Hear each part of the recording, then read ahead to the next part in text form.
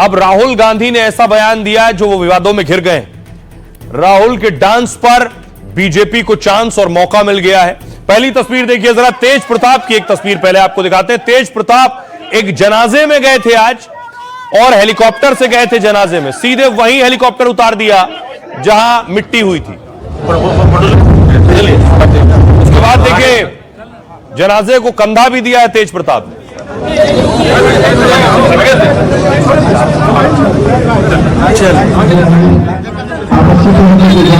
उसके बाद सेल्फी भी समर्थकों को दी जनाजे में ही। ये तेज प्रताप की सीट है जहां से चुनाव लड़ रहे हैं।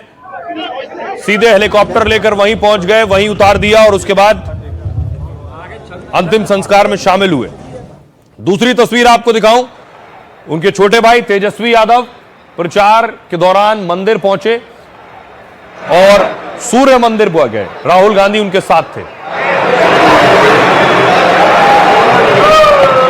तेजस्वी यादव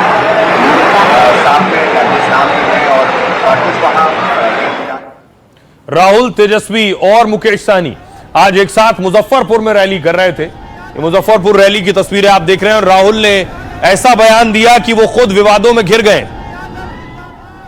राहुल गांधी ने प्रधानमंत्री नरेंद्र मोदी पर विवादित टिप्पणी की है। मुजफ्फरपुर की रैली में राहुल का पीएम पर हमला। नरेंद्र मोदी को छठ से कोई लेना देना नहीं, राहुल ने कहा। उन्हें सिर्फ आपका वोट चाहिए। वोट के लिए उनसे कोई भी ड्रामा करवा लो वो कर देंगे। वोट के लिए उनसे कहिए कि स्टेज पर आकर डांस कर दो तो वो भी कर देंगे। इस पर रेखा गुप्ता ने कहा, वोट के लिए महागठबंधन के लोग कुछ भी कर सकते हैं, निजी हमले भी कर सकते हैं, किसी की माता जी पर भी कमेंट कर सकते हैं। लोगों को धोखा देकर वोट हासिल करना इनका लक्ष्य है। बीजेपी के नेता ने कहा, राहुल के पास कोई काम नहीं है। बाबूलाल मरांडी ने कहा, वो पिछले 11 सालों से बेरोजगार हैं। जब इनके पास कहने को कुछ नहीं होता है तो पीएम के नाम पर भी कुछ बोलते हैं। नलिन कोहली ने राहुल के पास कोई एजेंडा नहीं है कहा। राहुल अक्सर अनुचित शब्दों का इस्तेमाल करते हैं। जनता लगातार मोदी और डबल इंजन सरकार को वोट दे रही है। प्रदीप भंडारी ने कहा, राहुल गांधी अपराधी की तरह बोलते हैं। राहुल ने मतदाताओं और भारतीय लोकतंत्र का मजाक उड़ाया है। सुनिए जरा क्या कहना है राहुल गांधी और उन पर बीजेपी। कहोगे नरेंद्र मोदी जी आप ऐसा ड्रामा करो, वोट के लिए वो कर देंगे, जो भी करवाना है करवा लो। मैं कह रहा हूं आप उनको कहो कि देखो भैया हम आपको वोट देंगे, आप स्टेज पे आके नाच लो, वो नाच लेंगे, नाच लेंगे। कह रहा आप कोशिश करो, मोदी जी आइए स्टेज पे आइए, भाषण मत दीजिए, डांस कर दीजिए, हम आपको वोट देंगे, देखना कर देंगे। जो भी करवाना है करवा लो।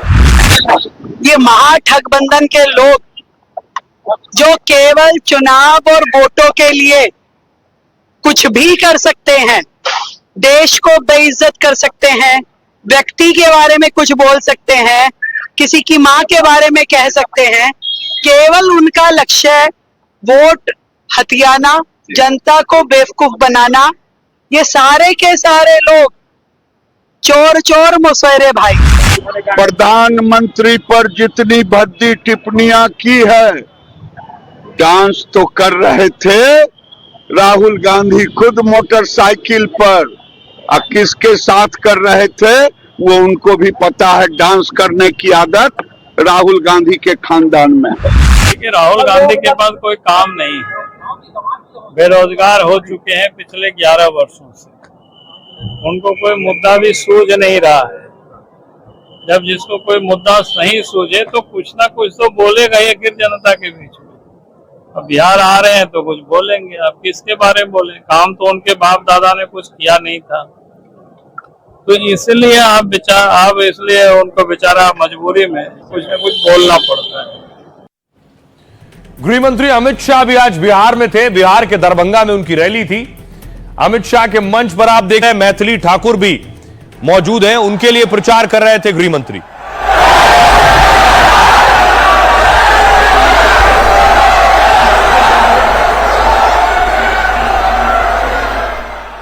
गृह मंत्री ने इस मंच से नीतीश कुमार पर एक बात साफ की कि बार बार महागठबंधन सवाल पूछ रहा है कि एनडीए का सीएम कौन होगा उम्मीदवार।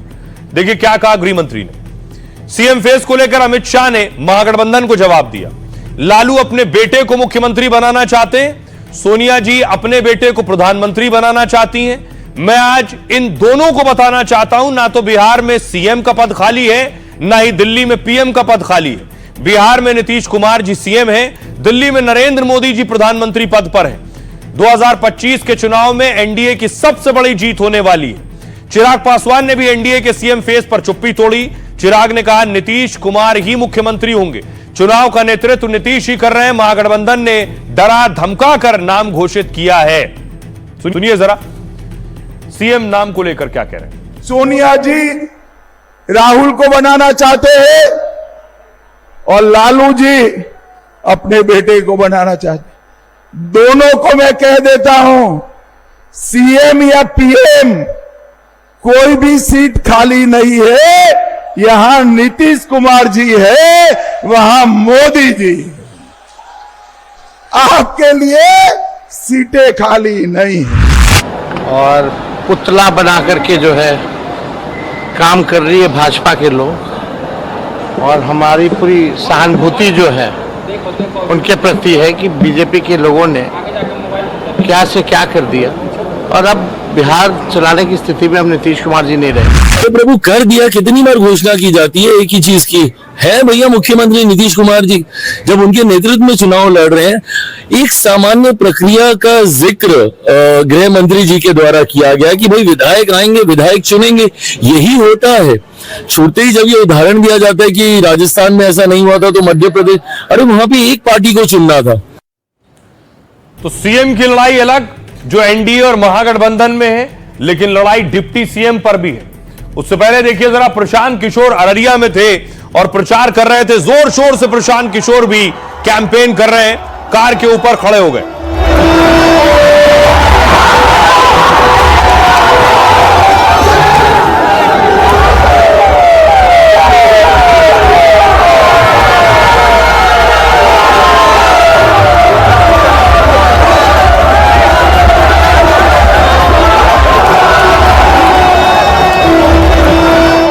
आज प्रशांत किशोर मधेपुरा पहुंचे और मधेपुरा में उन्होंने लोगों को संबोधित करते हुए क्या कहा। बच्चे बाहर से आए हैं, वो अगर बिहार में व्यवस्था नहीं बदली तो निश्चित तौर पर उनको अगले 10-15 दिन में वापस जाना पड़ेगा, और वहीं गुजरात में, तमिलनाडु, दिल्ली, बॉम्बे की फैक्ट्रियों में जाकर त्योहार में जो बिहार के बच्चे बाहर से आए हैं वो अगर। तो प्रशांत किशोर कह रहे थे व्यवस्था नहीं बदली तो जो बिहार से बाहर नौकरी कर रहे हैं उन्हें फिर जाना होगा।